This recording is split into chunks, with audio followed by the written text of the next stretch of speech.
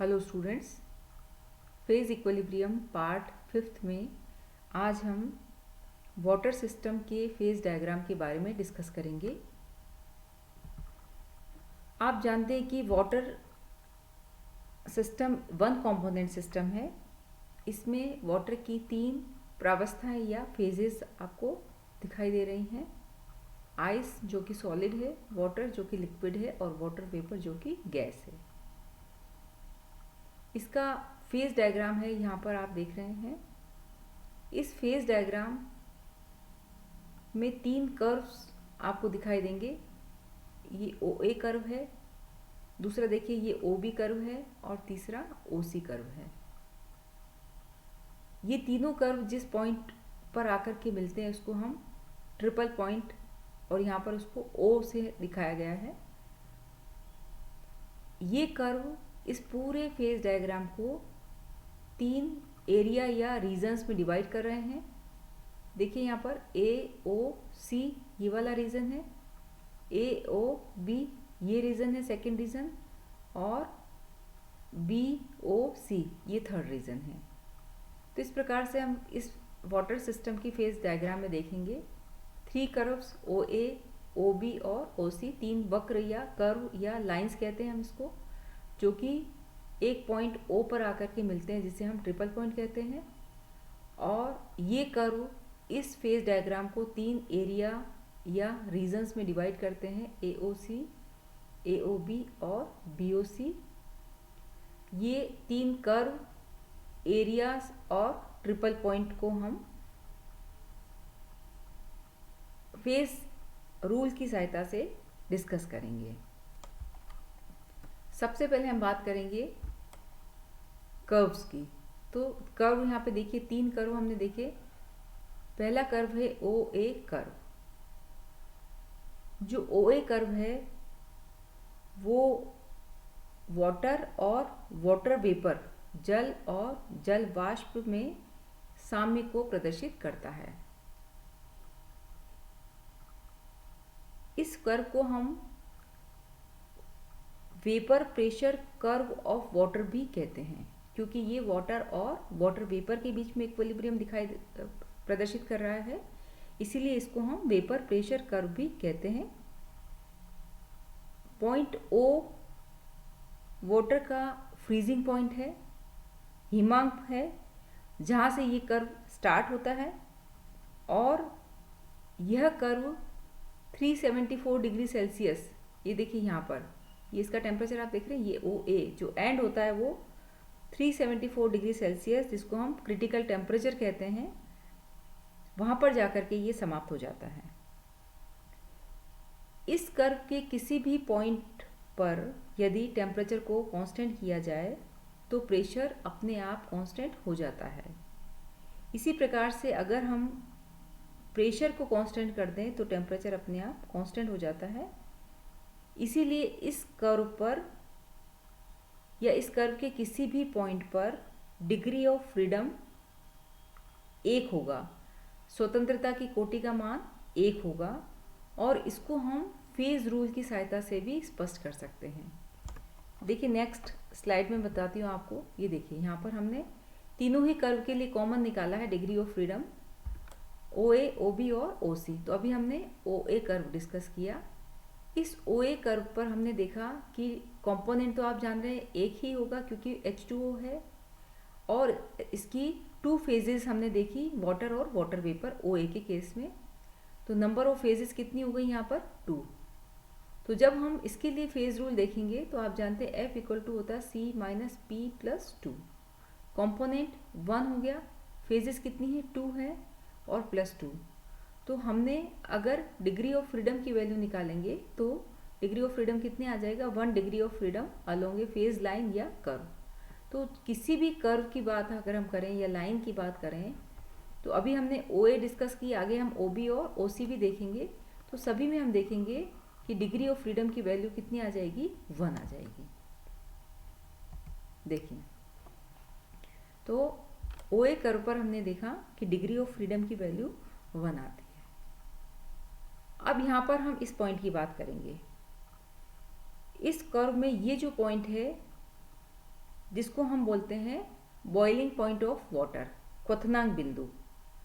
इस पॉइंट पर टेम्परेचर होता है 100 डिग्री सेल्सियस और इसका प्रेशर होता है 1 atm। एक वायुमंडल दाब है और ताप कितना है 100 डिग्री सेल्सियस। इस वक्र के, इस कर्व के जो अंतिम पॉइंट ए को हम इसका क्रिटिकल पॉइंट कहते हैं, जिसका टेम्परेचर कितना है 374 डिग्री सेल्सियस टेम्परेचर है, लेकिन प्रेशर हो जाएगा 218 atm। तो इसको हम कहेंगे क्रिटिकल पॉइंट और इस पॉइंट को हम कहेंगे इसका बॉइलिंग पॉइंट या क्वथनांक बिंदु। क्रिटिकल पॉइंट के बाद लिक्विड और वेपर दोनों ही फेजेस में जो डिफरेंस होता है वो समाप्त हो जाता है और एक होमोजीनियस फेज बन जाती है, एक समांगी प्रावस्था बन जाती है। ऐसी स्थिति में डिग्री ऑफ फ्रीडम की वैल्यू 0 हो जाएगी। इसीलिए हम देखते हैं कि क्रिटिकल फिनोमिना जितनी भी होती हैं वो एक निश्चित टेम्परेचर और प्रेशर पर ही होती हैं। नेक्स्ट हम बात करेंगे ओबी कर्व की। ओबी कर्व यह विभिन्न टेम्परेचर पर आइस और वाटर वेपर के बीच इक्विलिब्रियम को प्रदर्शित करता है। इसे हम आइस का वेपर प्रेशर कर्व या vapour pressure curve of ice और सब्लिमेशन कर्व ऑफ आइस भी कहते हैं। सब्लिमेशन कर्व देख रहे हैं आप, ये ओ बी, इसको हम सब्लिमेशन कर्व ऑफ आइस कहते हैं। यह ओ से स्टार्ट होता है और बी पर जाकर के समाप्त हो जाता है, जो एब्सोल्यूट ज़ीरो यानी -273 डिग्री सेल्सियस कहलाता है। इस पॉइंट से आगे स्टडी पॉसिबल नहीं है। इस कर्व पर 2 फेजेस इक्विलिब्रियम में होती हैं और इसीलिए ओ ए कर्व के समान ही यहाँ पर भी डिग्री ऑफ फ्रीडम की वैल्यू कितनी होगी 1 होगी, क्योंकि प्रत्येक टेम्परेचर के लिए केवल एक प्रेशर और प्रत्येक प्रेशर के लिए केवल एक ही टेम्परेचर हो सकता है। इसीलिए जब हम यहाँ इस कर्व के लिए डिग्री ऑफ फ्रीडम की वैल्यू निकालेंगे तो वही कंपोनेंट 1 फेजेस 2, तो डिग्री ऑफ फ्रीडम की वैल्यू 1 आ जाएगी। अब हम बात करेंगे थर्ड कर्व ओसी की। ये देखिए यहाँ पर, ये देखिए ओसी कर्व है। यह कर्व विभिन्न टेम्परेचर और प्रेशर पर सॉलिड आइस और लिक्विड वाटर के बीच इक्विलिब्रियम को रिप्रेजेंट करता है। इसे हम फ्यूजन कर्व ऑफ आइस या फ्रीजिंग और मेल्टिंग कर्व भी कहते हैं। यह कर्व आइस के मेल्टिंग पर प्रेशर के इफेक्ट को शो करता है। इस कर्व पर भी 2 प्रावस्थाएं होती हैं, 2 फेजेस होती हैं और इसकी डिग्री ऑफ फ्रीडम भी दूसरे कर्व की तरह 1 होगी। यहाँ पर ये पॉइंट आप देख रहे हैं, इस पॉइंट को हम कहेंगे आइस का फ्रीजिंग पॉइंट है, सॉरी वाटर का फ्रीजिंग पॉइंट है, फ्रीजिंग पॉइंट ऑफ वाटर, जिसका टेम्परेचर 0 डिग्री सेल्सियस होगा और प्रेशर होगा 1 atm के बराबर।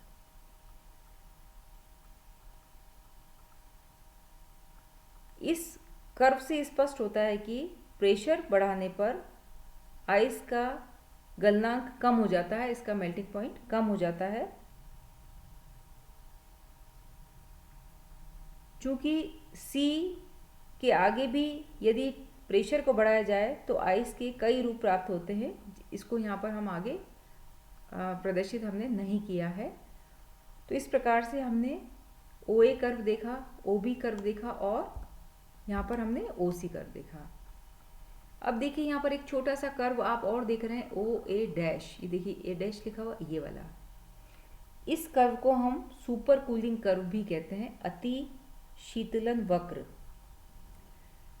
कभी कभी यह भी पॉसिबल है कि यदि वाटर को बहुत ही सावधानी से अगर हम हिमांक पॉइंट जो फ्रीजिंग पॉइंट है या बिंदु ओ है उसके नीचे तक बिना बर्फ बने अगर हम इसे ठंडा करें, यानी इसको हम इतना ठंडा करें कि लेकिन वो बर्फ़ नहीं बनना चाहिए, तो यह कर्व हमें प्राप्त होता है जिसको हम कहते हैं सुपर कूलिंग कर्व या अतिशीतलन कर्व। यह कर्व अतिशीतलित द्रव वाष्प दाब कर्व है, अर्थात इस पर जो सुपर कूल्ड लिक्विड वाटर और उसकी वेपर इक्विलिब्रियम में रहते हैं, लेकिन यह इक्विलिब्रियम मेटास्टेबल कर्व है। ये इसको हम क्या कहते हैं, मेटास्टेबल, या हम इसको कहेंगे मित स्थायी साम्य कहते हैं, क्योंकि यह अतिशीतलित जो जल है वो थोड़े से विक्षोभ, यानी अगर हम एक छोटा सा बर्फ का कण या टुकड़ा मिलाएं तो यह पानी तुरंत ही बर्फ में बदल जाता है। तो जो ओ ए डैश है कर्व वो ओ बी कर्व से ऊपर दिखाया गया, देख रहे हैं ओ बी कर्व नीचे है जबकि ओ ए डैश ऊपर दिखाया गया है। यह भी इस बात को प्रदर्शित करता है कि एक निश्चित टेम्परेचर पर मेटास्टेबल स्टेट का वेपर प्रेशर स्थायी अवस्था के वेपर प्रेशर से अधिक होता है। पॉइंट ओ के नीचे जाने पर बर्फ स्थायी अवस्था में होता है जबकि पानी मेटास्टेबल यानी मित स्थायी अवस्था में आ जाता है। तो इस प्रकार से हमने ये सारे कर्व को डिस्कस किया। अब हम बात करेंगे जो ट्रिपल पॉइंट है ओ की। तीनों कर्व ओ ए, ओ बी और ओ सी एक ही पॉइंट ओ पर आकर के मिलते हैं। इस पॉइंट पर आइस, वाटर और वाटर वेपर तीनों ही फेजेस इक्विलिब्रियम में रहती हैं, इसीलिए इसको हम ट्रिपल पॉइंट या त्रिक बिंदु कहते हैं। इस पॉइंट पर तीनों फेजेस केवल किसी एक निश्चित टेम्परेचर और प्रेशर पर ही संभव है, इसीलिए इस पॉइंट पर डिग्री ऑफ फ्रीडम यानी स्वतंत्रता की जो कोटि होगी उसका मान 0 होगा, क्योंकि इस पॉइंट पर टेम्परेचर और प्रेशर के मान पहले से ही निश्चित होते हैं, उनको हम स्वेच्छा से परिवर्तन नहीं कर सकते। यदि टेम्परेचर या प्रेशर किसी में भी परिवर्तन किया जाए तो एक फेज़ जो होगी वो डिस्ट्रॉय हो जाएगी, नष्ट हो जाएगी। और इसको अगर हम फेज़ रूल से देखेंगे तो देखिए, ये नेक्स्ट स्लाइड में बताती हूँ आपको। ये देखिए, ये अगर यहाँ पर ट्रिपल पॉइंट का फेज़ रूल हम देखेंगे तो देखिए यहाँ पर कंपोनेंट 1 है, फेजेस 3 हैं और +2, तो डिग्री ऑफ फ्रीडम की वैल्यू क्या कितनी हो जाएगी, यहाँ पर 0 हो जाएगी। तो इस पॉइंट पर हम देखेंगे ओ पर टेम्परेचर और प्रेशर की वैल्यू, देखिए टेम्परेचर की वैल्यू कितनी है, 0.0075 डिग्री सेल्सियस है, और जो प्रेशर है वो है 4.58 mm। यह टेम्परेचर वाटर के हिमांक अथवा गलनांक दोनों से कुछ अधिक है।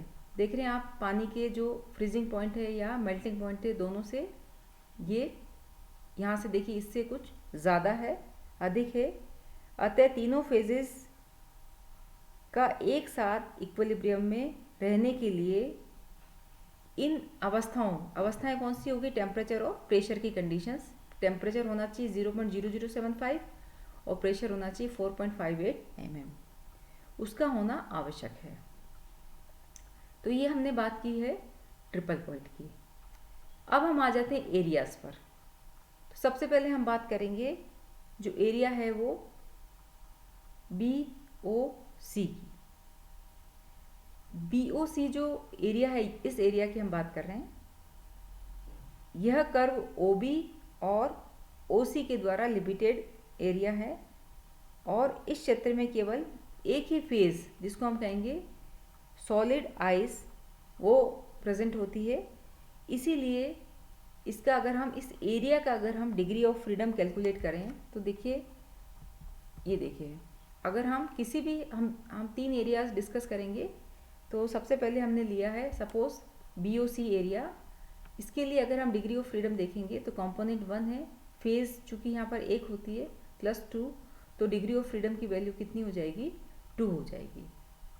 तो आप ये ध्यान रखिए कि हमने जो कर्व देखे थे वहाँ पर डिग्री ऑफ फ्रीडम की वैल्यू 1 थी, ट्रिपल पॉइंट में डिग्री ऑफ फ्रीडम की वैल्यू 0 है। जबकि अगर हम यहाँ पर एरिया की बात करते हैं तो एरिया में चूँकि फेज 1 ही प्रेजेंट होती है, इसलिए डिग्री ऑफ फ्रीडम की वैल्यू यहाँ पर 2 हो जाएगी।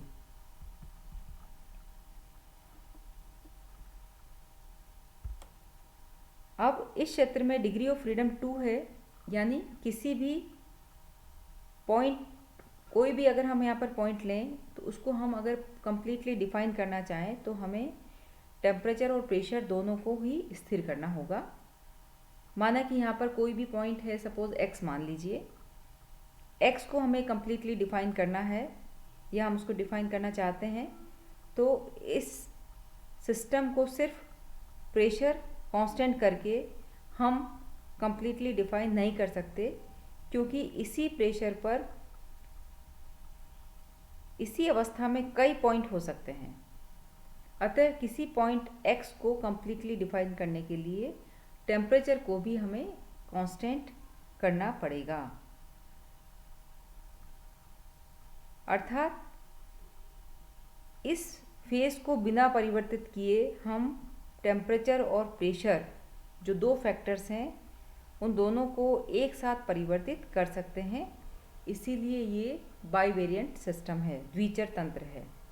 इसी प्रकार से हम BOC की बात करेंगे। सॉरी, ये हमने बात की है BOC की। इसी प्रकार से अगर हम बात करेंगे AOC की बात करेंगे तो AOC भी OA और OC कर्व के द्वारा लिमिटेड है, और जो तीसरा कर्व है AOB जो कि OA और OB के द्वारा लिमिटेड है। तो इन सभी में चूँकि एक एक फेज होती है तो डिग्री ऑफ फ्रीडम की वैल्यू 2 होगी, और इसीलिए ये सारे के सारे सिस्टम, ये जो एरियाज़ हैं वो बाईवेरिएंट हैं। तो इस प्रकार से स्टूडेंट्स हमने फेज़ रूल के बारे में, वाटर सिस्टम के बारे में किस प्रकार से हम फेज़ रूल को डिफ़ाइन करेंगे वो हमने देखा कि यहाँ पर हमने 3 कर्व और 3 एरियाज़ और एक ट्रिपल पॉइंट को देखा। तो ये देखिए, तीनों कर्व के लिए हमने फेज़ रूल निकाला है, और फेज़ रूल से हमने डिग्री ऑफ फ्रीडम की जो वैल्यू है वो तीनों कर्व के लिए 1 आती है। इसी प्रकार से अगर हम एरियाज़ को डिस्कस करेंगे तो फेज़ रूल के अकॉर्डिंग जो डिग्री ऑफ फ्रीडम की वैल्यू 2 होगी हर एक एरिया या रीजन के लिए। और ट्रिपल पॉइंट की बात करेंगे तो ट्रिपल पॉइंट के लिए फेज़ रूल जब हम लगाएंगे तो डिग्री ऑफ फ्रीडम की वैल्यू 0 होगी। तो ये हमने कंप्लीट किया है वाटर सिस्टम के लिए phase diagram. Thank you very much.